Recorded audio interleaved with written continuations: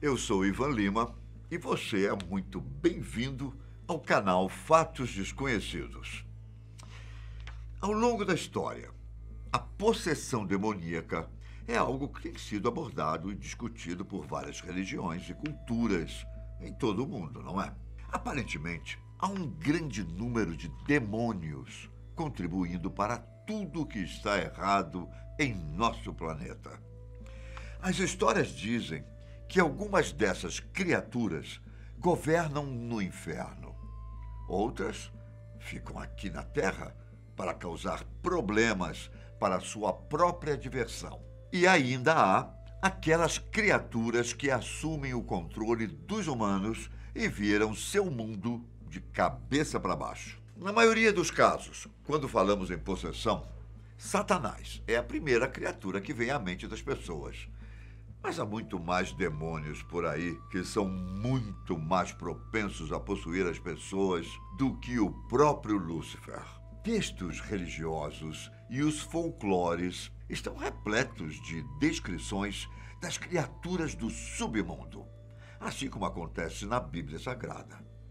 Essas descrições variam de dragões que cospem fogo a seres sobrenaturais poderosos capazes de fazer o mal para qualquer pessoa, independentemente se ela é religiosa ou não. Mas quais são os demônios mais poderosos de todos, hein? Neste vídeo, eu irei citar alguns dos seres mais malignos da tradição judaico-cristã. Vamos começar falando do terrível Asmodeus. Esse demônio aparece no livro de Tobias, um livro judaico-cristão, que é um cânone religioso ou apócrifo. Isso vai depender de qual ramificação do cristianismo você segue. Dizem que Asmodeus é o pior dos demônios. No livro de Tobias, há uma jovem chamada Sara que gostaria muito de se casar. Ela ficou noiva, se casa e logo antes da lua de mel, Asmodeus aparece e mata o marido de Sara. O que pode parecer um acaso rapidamente se torna em tendência, já que a mesma coisa acontece com Sara incríveis 7 vezes. No 8º casamento, ela se casa com um cara chamado Tobias, a quem o arcanjo Rafael dá a dica de como vencer Asmodeus. O demônio aparece na noite de núpcias e Tobias joga o coração e o fígado de um peixe em algumas brasas, causando fumaça que desencadeia asma ou algo do tipo em Asmodeus. O demônio foge, mas o anjo Rafael o encontra e o estrangula. Asmodeus, o príncipe que preside o pecado da luxúria, tem muitas interpretações e variações semelhantes aos seus irmãos sombrios. Porém, a maioria das interpretações concorda com sua aparência, digamos, relativamente aterrorizante. Você pode pensar que o príncipe da luxúria seria algo mais luxuoso, mas ele aparece como uma criatura com 3 cabeças. A primeira cabeça é um touro, a segunda é um carneiro e a terceira, dependendo da sua crença, ou é uma cobra ou é uma cabeça humana. Independentemente de qual versão você acredita, o fato é que a aparência desse demônio é extremamente assustadora. A descrição do Asmodeus também diz que ele tem pé de ganso e monta um dragão enquanto ostenta uma lança com uma bandeira. Vamos lá. Beelzebub é muitas vezes confundido com Satanás ou Lúcifer, juntamente com o diabo, mas as características de Beelzebub, ao menos segundo estudiosos do assunto, são bem específicas. Seu nome aparece algumas vezes nos evangelhos de Mateus e Lucas, e muita gente pode até achar que ele é um substituto de Satanás. Mas a tradução para Beelzebub é Senhor das Moscas. Existe uma teoria que diz que Beelzebub é um tenente do inferno, perdendo em poder apenas para Satanás. Muitas vezes ele é retratado como uma mosca gigante, embora existam variantes na sua aparência, incluindo chifres, caudas, pés de ganso, entre outras características bizarras. No entanto, é a conexão com as moscas que o difere dos outros demônios. Beelzebub tem total poder sobre as moscas na terra e as usa para arruinar as colheitas. Ele também é o líder da Ordem das Moscas, que é uma espécie de comitiva do inferno, repleta de todos os tenentes e subordinados de Beelzebub. Uma das suas aparições mais marcantes ao longo da história foi provavelmente sua participação nos julgamentos das bruxas de Salem, nos quais ele foi acusado de possuir os corpos dos acusados. O demônio conhecido como Moloque é apresentado em uma longa linhagem de deuses pagãos. O livro de Levítico apresenta uma preocupação com esse demônio, afirmando que qualquer um que dê a ele seus filhos será apedrejado até a morte. E realmente parece haver uma boa razão para essa preocupação. Moloque é conhecido por comer crianças e por ter uma cabeça de vaca. O que deixa as coisas ainda mais bizarras é imaginarmos uma vaca mastigando uma criança, não é? Esse demônio mudou e se transformou, desde o tempo de Moisés, em um temido senhor do inferno. No segundo livro do Paraíso Perdido, obra do escritor John Milton, esse demônio faz um discurso entusiasmado aos membros do parlamento do submundo, encorajando-os a entrar em guerra com o céu imediatamente. No primeiro livro, nos é dada uma descrição de seu traje de trabalho, que é manchado com sangue de sacrifícios humanos e lágrimas de pais tristes.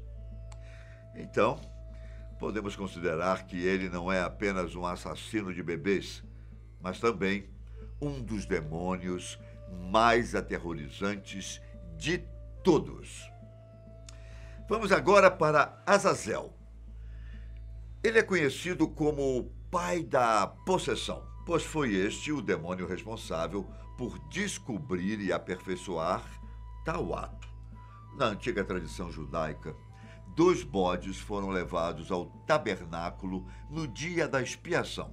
Um bode foi morto e sacrificado em nome de Deus, e o outro, chamado de bode expiatório, foi solto com vida no deserto, carregando consigo os pecados do povo.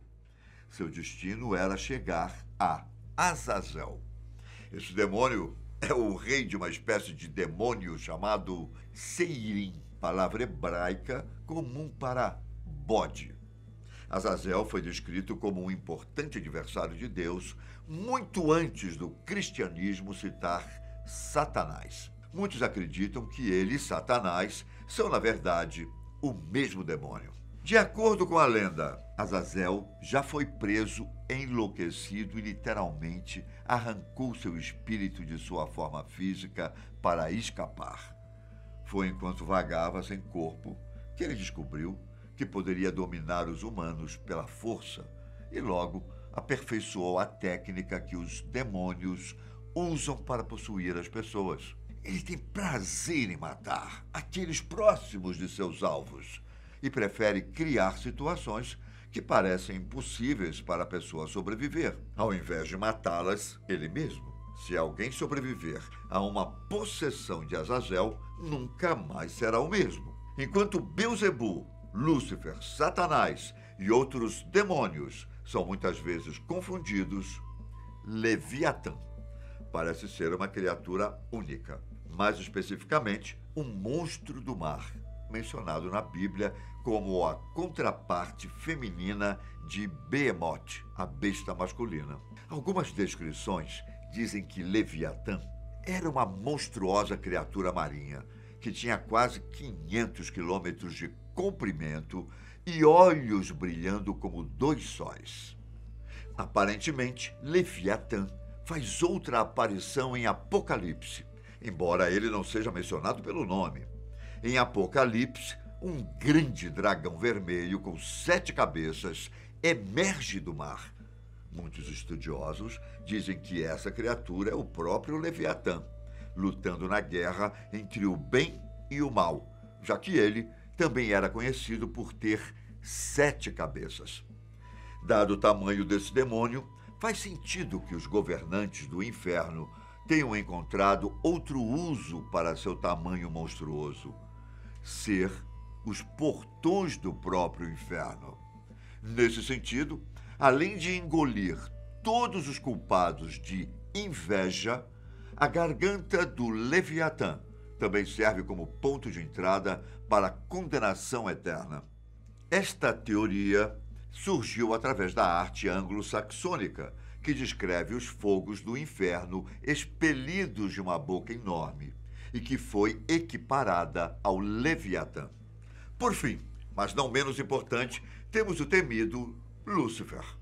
As criaturas sagradas contam a história da batalha travada no céu entre Miguel e seus anjos, contra os futuros demônios rebeldes e seus anjos.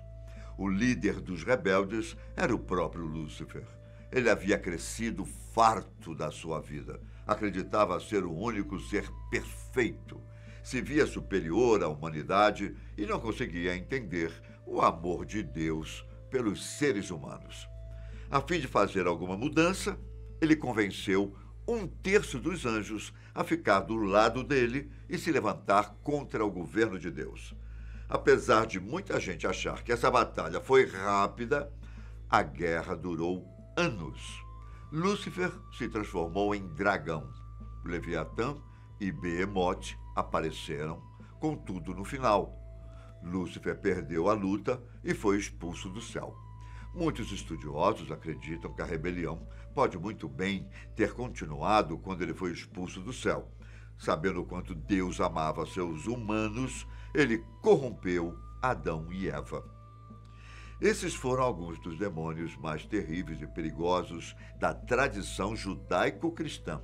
Eu fico por aqui e espero que todas essas criaturas citadas fiquem bem longe de você e da sua família. Um grande abraço. Fiquem com Deus. Até a próxima. Tchau.